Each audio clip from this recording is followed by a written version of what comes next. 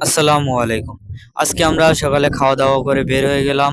আজকে কাঠের গুঁড়ো আনতে যেতে হবে ওইজন্য আমরা একটা ভ্যানের জন্য অপেক্ষা করছি। কিছুক্ষণ অপেক্ষা করার পরে একটা ভ্যান পেয়ে গেছি। ওইজন্য ভ্যানে উঠে গেছি। আমাদের সাথে আছেন আমার একটা ভাগ্নে সাথে আছেন আর চাচাতো ভাই সাথে আছেন। এখান থেকে নেমে গেলাম কারণ এই রাস্তা দিয়ে ভ্যান চলাচল করতে পারে না। আর একটু বৃষ্টি হলেই কাদা হয়ে যায়। আর আমরা এইখান থেকে যদি যাই তাহলে আমাদের আধা ঘন্টা সময় বেঁচে যাবে কারণ অন্য আরেকটা রাস্তা দিয়ে গেলে আধা ঘন্টার বেশি সময় লাগবে। তার কারণে আমরা এই রাস্তা দিয়ে যাচ্ছি কারণ আমাদের হাতে সময় অল্প। যেতে যেতে আপনাদের একটা জিনিস দেখে রাস্তার দুই সাইডে দেখেন কত সুন্দর বাবলা গাছ হয়েছে। বাবলা গাছ আমাদের যেতে আর অল্প কিছু সময় লাগবে, আমরা কিছুক্ষণের মধ্যে পৌঁছে যাব জায়গাতে।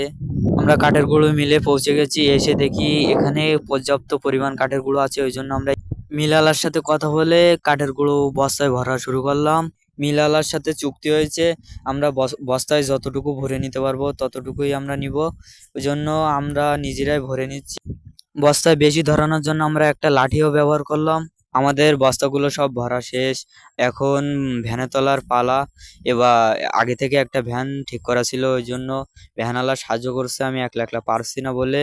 আমাদের বস্তাগুলো ভ্যানে তোলা সব শেষ। ওই জন্য আমি ভ্যানে ওপরে উঠে বসে আপনাদের কিছু দেখাচ্ছি। এই রাস্তাগুলো দেখেন কত খারাপ। এই রাস্তা দিয়ে চললে দেখেন কত সুন্দর ক্যামেরা কাঁপাকাঁপি করছে। আমাদের জন্য দোয়া করবেন, আমার খামারের জন্য আল্লাহ তাআলা বারাকা দান করে। আমিন।